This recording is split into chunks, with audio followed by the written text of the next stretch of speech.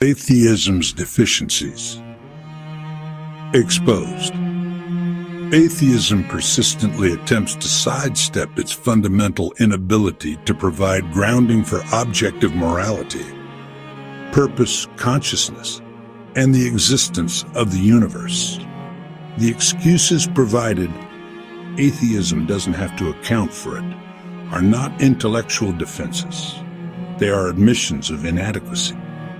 This is not a dismissal of the argument, but a public confession that atheism is structurally, philosophically, and existentially bankrupt. 1. Atheism and the escape from accountability. The claim atheism doesn't have to account for objective morality or purpose is a retreat, not a rebuttal. If atheism does not and cannot account for these things, it disqualifies itself as a sufficient worldview. If one's framework does not answer the fundamental human questions of right, wrong, meaning, and destiny, then it is not neutral. It is irrelevant. To say atheism doesn't have to is like a firefighter claiming they don't have to fight fires. It's a category failure. A worldview that refuses to address morality, purpose, and consciousness is not just incomplete. It is dangerously deceptive, posing as intellectual honesty while delivering spiritual nihilism. The argument that naturalism can account for objective morality by redefining objective as something less than absolute is semantic gamesmanship, not philosophical rigor. Objective does not simply mean consistent or commonly agreed upon. It means independent of human opinion. It is a debate between moral realism and moral relativism. Naturalism inherently reduces all moral claims to human constructs or evolutionary byproducts. Thus, they are not objective, but utilitarian or preferential.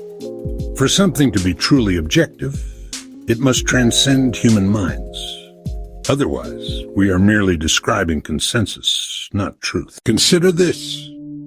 If humans ceased to exist tomorrow, would the Holocaust still be wrong? Under naturalism, the answer is no. It would simply be a non-event. But under theism, the answer is eternally yes, because morality is grounded in the immutable character of God. The atheist's fallback to objective doesn't mean absolute. It is intellectual sleight of hand to avoid the crushing weight of moral accountability. Furthermore, comparing morality to concepts like seconds or blue is a category error. Time and color are descriptive measures or perceptions.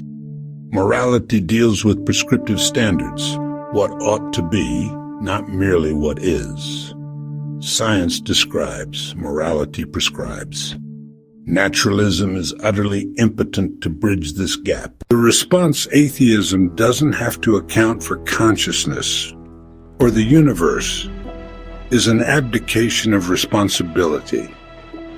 Declaring we don't know is not intellectually courageous. It is a convenient retreat into agnosticism masquerading as rational defiance.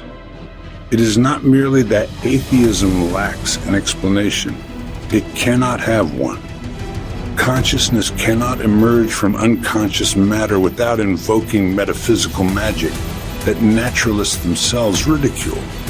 The universe cannot spring from nothing without collapsing the very foundation of logic ex nihilo nihil fit.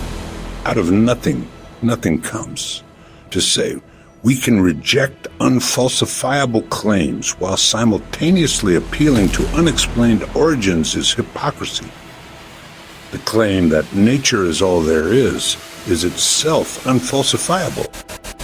Thus, naturalism is a self-defeating philosophy, smuggling in its own blind faith while scorning others for theirs. The atheists claim that atheism only subtracts God-given meaning, purpose, accountability, and hope is not a light concession. It is a fatal one.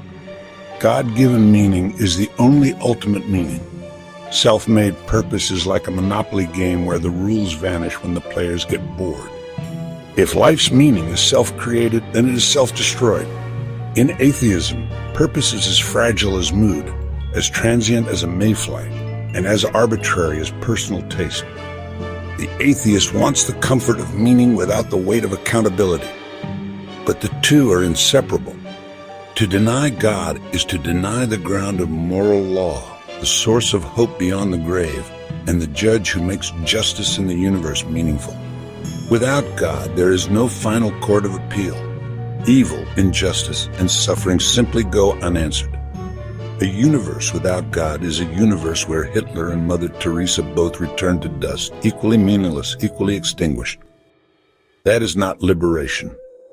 It is horror. The assertion that there is no falsifiable evidence of any creation, just existence, reveals the atheist's selective blindness. The universe's very existence is evidence of creation. It is not nothing. It is something. And the scientific consensus that the universe had a beginning demands a cause outside of itself. The cause must be timeless, immaterial, and immensely powerful, precisely what Scripture has declared all along. Romans 1:20 is clear. For the invisible things of Him from the creation of the world are clearly seen, being understood by the things that are made, even His eternal power and Godhead, so that they are without excuse. The atheist's complaint that wrath from heaven is poorly revealed is not an indictment against God's clarity, but a confession of the atheist's moral rebellion. The issue is not evidence. It is willful suppression of the truth. Romans 1:18. The final swipe at resurrection not so much is a tired trope.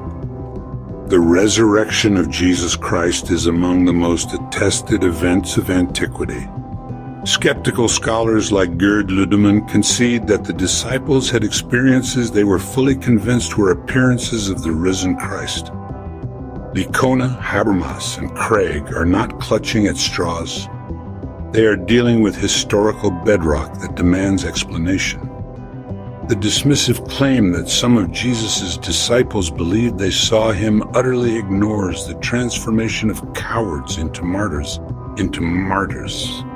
The explosion of the early church, and the unique, enduring faith that outlasted the Roman Empire and shook the world.